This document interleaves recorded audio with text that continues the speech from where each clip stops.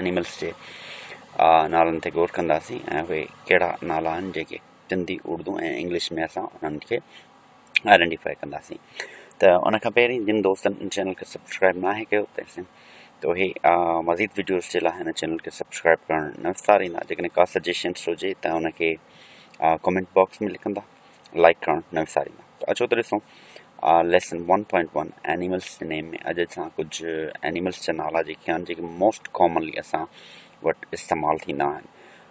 पर मां वधीक गुज़ारिश कंदो हलां त जीअं मां तव्हांखे पहिरीं बि वीडियोज़ में अर्ज़ु कयो त हीउ तेसिताईं यूज़फुल न थींदो जेसिताईं तव्हां हिनखे सेंटेंस में या जुमिलनि में तव्हां इस्तेमालु आणियो। जीअं त मां हिन सां गॾोगॾु मां कल्ह ॿी बि वीडियो अपलोड कई जेका बेसिक वर्ड्स एंड सेंटेंस जे गॾु। सो असांजी 2 सीरीज़ गॾु पियो हलनि, बेसिक वर्ड्स एंड सेंटेंसिस, जंहिंमां कुझु मां वोकेबुलरी वर्ड्स जेको आहिनि 1-2 खणी उनजे मां सेंटेंस बि ठाहींदो थो हलां। तव्हांखे त गुज़ारिश आहे जेकॾहिं तव्हां टीचर आहियो, स्टूडेंट आहियो, तव्हां मतिलबु प्रैक्टिस पंहिंजे स्टूडेंट्स खां करायो। जेकॾहिं स्टूडेंट आहियो त तव्हां हुननि खे रोज़मर्रा जी ज़िंदगी में प्रैक्टिस कयो ऑन पेपर और या पंहिंजे स्पीकिंग में, त जीअं तव्हां वधीक खां वधीक उनजा एक्सपर्ट ऐं उनजी लेवल खे क्रॉस कंदा हलो। अचो ॾिसूं अॼु कहिड़ा असां वर्ड्स जेको उन्हनि ते फोकस कयो आहे। त असांजो अॼु फोकस आहे गोट।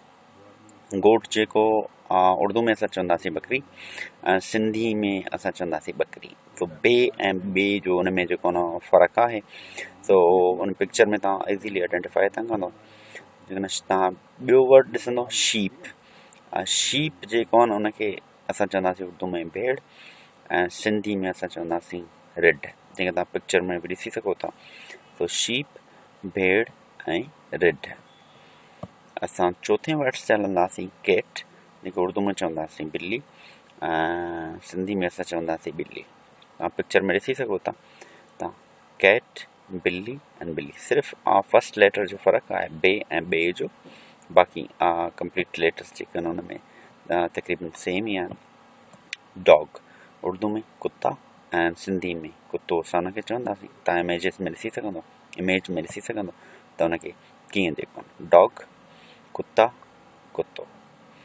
नेक्स्ट आहे असांजो हॉर्स। हॉर्स उर्दू में असां चवंदासीं घोड़ो या मां घोड़ा, या सिंधी में असां चवंदासीं घोड़ो। जीअं मां पोइ बि गुज़िरियल वीडियो में अर्ज़ु कयो त असां सिंगुलर वाहिद ऐं जमा बाद में असां ॿियनि लेसन्स में हिकु सीरीज़ लेसन्स जेको खणंदासीं जंहिंमें सिर्फ़ु वाहिद ऐं जमा जे बेसिस ते हूंदो। असांजो अॻियो वर्ड आहे कैमल, जंहिंखे उर्दू में असां चवंदासीं ऊंट एंड सिंधी में चवंदासीं उठ। तो कैमल, ऊंट ऐं उठ। लायन, जंहिंखे उर्दू में चवंदो वेंदो शेर ऐं सिंधी में असां चवंदासीं शींहुं। तो लायन, शेर ऐं शींहुं। दोस्तों उन इमेजिस ते बि तव्हां गौर कंदा हलंदो। असां वटि इन पिक्चर में ॾिसंदो डोंकी, उर्दू में असां चवंदासीं गधा ऐं सिंधी में असां चवंदासीं गॾ। एलिफेंट जेके उर्दू में चवंदासीं हाथी। तव्हां ॾिसंदो राइटिंग कीअं आहे उर्दू जी। ऐं सिंधी में असां चवंदासीं हाथी। पर असांजो मेन फोकस रहंदो सिंधी ते, जीअं असां अल्फ़ाबेटिक जंहिंजा असां सिखिया आहिनि जेको बफेलो उर्दू में भैंस ऐं मींहुं सिंधी में असां चवंदासीं मेंह। त इहे हुया नाज़रीन जेके अॼु कॉमन एनिमल्स जंहिंजा असां इंग्लिश में ऐं उर्दू में असां उन्हनि जा नाला सिखिया।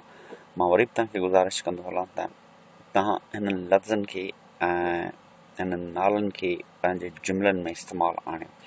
इहा तव्हांजी वधीक प्रैक्टिस थींदी। जेकॾहिं तव्हां पंहिंजो उन लैंग्वेज लेवल खे मथे आणणु था चाहियो त उनजी प्रैक्टिस लाज़मी आहे। चाहे उहा तव्हां स्पीकिंग कयो, चाहे उहा तव्हां राइटिंग कयो, वधि खां वधि जेकी आहे न प्रैक्टिस कयो हुनजी। त असां ॿिए लेसन में मिलंदासीं कंहिं ॿिए टॉपिक ऐं थीम जे हवाले सां उन्हनि जा नाला असां सिखंदासीं वोकेबुलरी वर्ड्स में। मां वधीक गुज़ारिश कंदो हलां जिन दोस्तनि अञा ताईं टीचिंग एंड लर्निंग चैनल खे सब्सक्राइब नाहे कयो और सब्सक्राइब न करणु विसारींदा। असां वरी ॿिए चैनल ते ॿिए टॉपिक सां मिलंदासीं इंशाअल्लाह। तेसिताईं अल्लाह हाफ़िज़। Thank you so much.